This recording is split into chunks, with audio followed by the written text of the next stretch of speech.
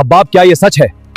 क्या तुमने मोहम्मद के दीन को अपना लिया है? जी जनाब, बिल्कुल सच है। तुम्हें अपने इस फैसले का नतीजा समझना होगा। तुम कड़ी सजा के लिए तैयार हो जाओ, अब तुम्हारी खैर नहीं। अब भी तू दीन की बात करेगा? बोल, खब्बाब कह दे कि तेरा अल्लाह झूठा है। अल्लाह एक है और वही सच्चा है। एक वो दौर था जब हमारे नबी मोहम्मद सल्लल्लाहु अलैहि वसल्लम और उनके साथियों पर ऐसे ऐसे जुल्म किए गए जिन्हें अल्फाज में बयान करना आसान नहीं। हम अगर इन कमजोर मुसलमानों का हौसला तोड़ दें तो शायद मोहम्मद की ये दावत अपने आप खत्म हो जाएगी। मक्का की गलियों में मुसलमानों को घसीटा जाता। जो मोहम्मद के दीन पर चलेगा उसका अंजाम यही होगा। अगर किसी और को भी यही अंजाम चाहिए तो आगे आ जाए। उन्हें बेरहमी से मारा जाता। हमें मारकर इस्लाम को दबा दोगे? ये तुम्हारी गलतफहमी है। जितना तुम दबाओगे इस्लाम उतना ही फैलेगा। तपती हुई रेत पर लिटाया जाता। ले जाओ इसे, दोपहर की सबसे तेज धूप में फेंक दो, तपती हुई रेत पर लिटा दो। इसके सीने पर इतना भारी पत्थर रखो कि ये हिल भी न सके। सुनसान जगहों पर ले जाकर रस्सियों से बांधकर सजाएं दी जाती। अब भी अपने दीन से नहीं फिरोगी? मैं अपने रब पर ईमान रखती हूँ। इस्लाम का पैगाम आगे ना बढ़ सके इसके लिए दिन रात पहरे लगाए जाते। सुन लो, कोई भी मोहम्मद के घर की तरफ जाता दिखे तो उसे छोड़ना मत। ये लोग रातों में छिप छिप कर मोहम्मद का दीन फैला रहे हैं। आखिर मोहम्मद के दीन में ऐसा क्या है कि पूरा मक्का उनके पीछे पड़ा है?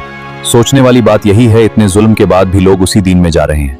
तुम्हारा क्या ख्याल है? और हर उस इंसान को डराया जाता जो अल्लाह और उसके रसूल पर ईमान लाने की हिम्मत करता। बोल, तुम्हारा खुदा झूठा है? नहीं, मेरा खुदा सच्चा है। तुम झूठे हो। याद रखना, इसका अंजाम बहुत बुरा होगा। लेकिन इन सब जुल्मों का सबसे बड़ा निशाना थे हमारे नबी मोहम्मद सल्लल्लाहु अलैहि वसल्लम। देखो, किसी ने मोहम्मद के ऊपर ऊंट की आंतें डाल दी हैं। इसके साथ तो यही होना चाहिए। मैं तो कहता हूँ इसे मक्का से निकाल दिया जाए, बाहर फेंक दो इसे। मेरे अब्बू के साथ ऐसा मत करो। वो मेरे अब्बू ही नहीं, अल्लाह के रसूल भी हैं। कुछ तो खुदा का खौफ खाओ। कौन सा खुदा? वही खुदा जो दिखाई नहीं देता, जो हम देख नहीं सकते। ये लोग सब पागल हो गए हैं। दुश्मन ये समझ बैठे थे कि वो अपने जुल्म से अल्लाह के नूर को बुझा देंगे। सुबह होते ही सब खत्म हो जाएगा। आज मोहम्मद का दीन भी खत्म हो जाएगा। कल मक्का फिर पहले जैसा हो जाएगा। मगर वे ये नहीं जानते थे कि जिसे अल्लाह अपनी हिफाजत में ले ले उसे दुनिया की कोई ताकत नुकसान नहीं पहुंचा सकती।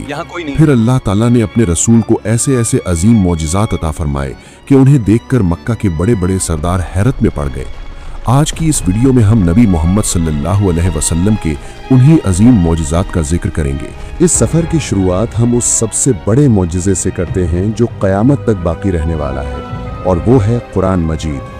यही वो किताब है जिसने उस दौर के सबसे बड़े शायरों, खतीबों और अपनी जुबान पर घमंड करने वालों को खामोश कर दिया। ऐ हमारे माबूद, तेरी शान में अल्फाज भी कम पड़ जाते हैं। तेरे नाम से हमारी पहचान है, तेरे नाम से हमारी आन है। मक्का की फिजाओं में तेरे जिक्र की सदा हमेशा गूंजती रहेगी। ऐ मक्का वालों, बताओ, क्या मोहम्मद का कलाम हमारे अशार से बढ़कर हो सकता है?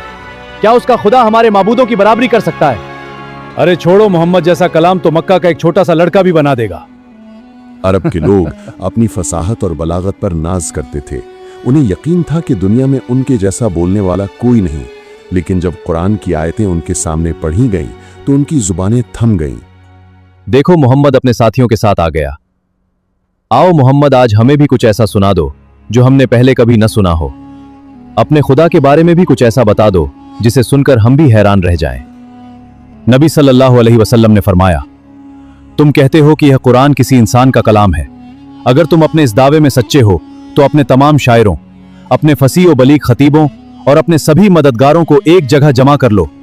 फिर इस कुरान जैसी सिर्फ एक सूरा बनाकर ले आओ। अगर तुम अपने दावे में सच्चे हो तो अपना दावा साबित करके दिखा दो। लेकिन अगर तुम ऐसा न कर सको तो जान लो कि यह किसी इंसान का कलाम नहीं बल्कि अल्लाह रब्बुल आलमीन का कलाम है। यह हमारे लोगों के दिल बदल रहा है। अगर लोग इसकी बातें ऐसे ही सुनते रहे तो बहुत से लोग इसके पीछे चल पड़ेंगे। यह ऐसा चैलेंज था जिसका जवाब उस दौर का कोई बड़ा शायर भी न दे सका। इन्हीं दिनों कुरैश का सरदार उतबा बिन रबिया ये सोचकर मोहम्मद सल्लल्लाहु अलैहि वसल्लम के पास पहुंचा कि शायद बातचीत के जरिए इस दावत को रोक सके। अगर उसे माल चाहिए तो हम मक्का का सबसे अमीर आदमी बना देंगे। अगर उसे दौलत चाहिए तो जितनी चाहे उतनी दौलत दे देंगे। अगर उसे सरदारी चाहिए तो उसे अपना सरदार मान लेंगे। अगर उसे हुकूमत चाहिए तो उसे अपना हाकिम बना देंगे। लेकिन किसी तरह वह इस दावत को छोड़ दे। ठीक है, मैं उससे बात करूंगा, शायद वह हमारी बात मान ले।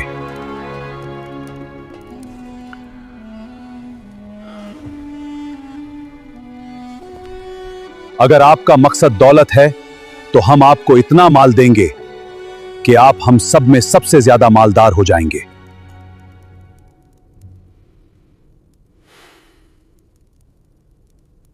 अगर आपको सरदारी चाहिए तो हम आपको अपना सरदार बना देंगे।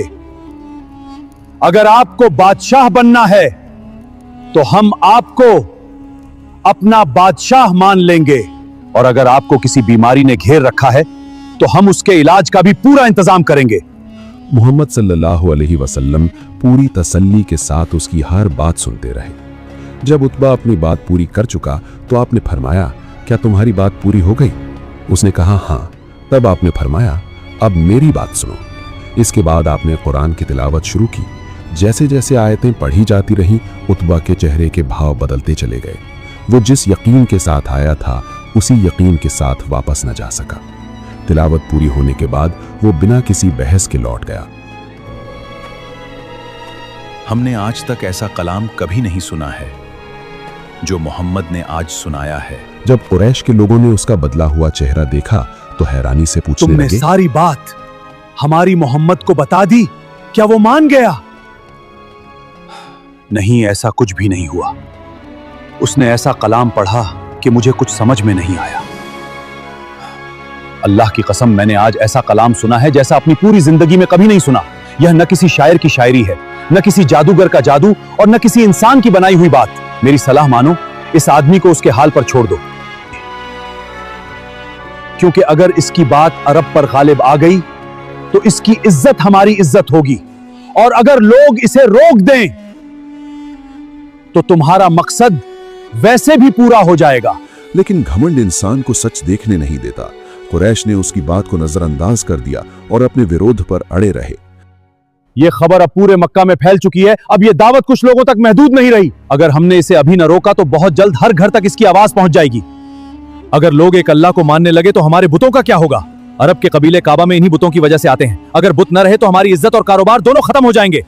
सबसे पहले उन्हीं लोगों को निशाना बनाओ जिनके पीछे कोई मजबूत कबीला नहीं है। जब उनका हाल पूरा मक्का देखेगा तो कोई भी मोहम्मद के दीन में जाने की हिम्मत नहीं करेगा। सोचिए, आप घर बैठे बैठे इस्लाम का पैगाम फैला सकते हैं, बस एक लाइक, एक सब्सक्राइब और एक कमेंट से।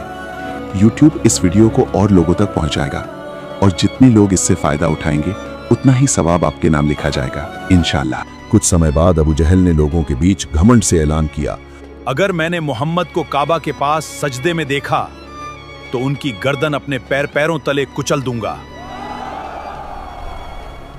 उसी दौरान मोहम्मद सल्लल्लाहु अलैहि वसल्लम नमाज के लिए खड़े हुए और पूरे इत्मीनान के साथ सजदे में चले गए। अबू जहल गुस्से से आपकी तरफ बढ़ा, लेकिन जैसे ही वो कुछ कदम दूर पहुंचा, अचानक उसका चेहरा पीला पड़ गया। उसके कदम रुक गए। वो घबराकर पीछे हटने लगा। उसके साथियों ने पूछा, क्या हुआ? तुम वापस क्यों आ गए? तुम लोग नहीं देख रहे? मेरे और उसके बीच आग की एक भयानक खाई खड़ी है। अगर मैं एक कदम भी आगे बढ़ा उसी में गिर जाऊंगा। नहीं, मैं उसके पास नहीं जा सकता, कभी नहीं। बाद में मोहम्मद सल्लल्लाहु अलैहि वसल्लम ने फरमाया कि अगर वो एक कदम और आगे बढ़ता तो फरिश्ते उसे पकड़ लेते। ये वो अजीम मौजिज़ा था जिसने एक बार फिर पूरी दुनिया को बता दिया कि जब अल्लाह ताला अपने रसूल की हिफाजत का फैसला कर ले तब दुनिया की कोई ताकत उनका कुछ नहीं बिगाड़ सकती। दुश्मनों की हर चाल नाकाम हुई, लेकिन अल्लाह का दीन रुकने के बजाय और तेजी से फैलता चला गया। अब तो हद हो गई। लोग मोहम्मद की बात को सच मानने लगे हैं।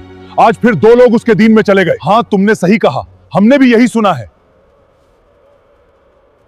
अगर यही सिलसिला चलता रहा तो बहुत जल्द लोग हमारे बुतों को छोड़ देंगे। फिर काबा के चारों तरफ रखे ये बुत किसी काम के नहीं रहेंगे। अगर लोगों ने मोहम्मद की बात मान ली तो हमारी सरदारी भी नहीं बचेगी।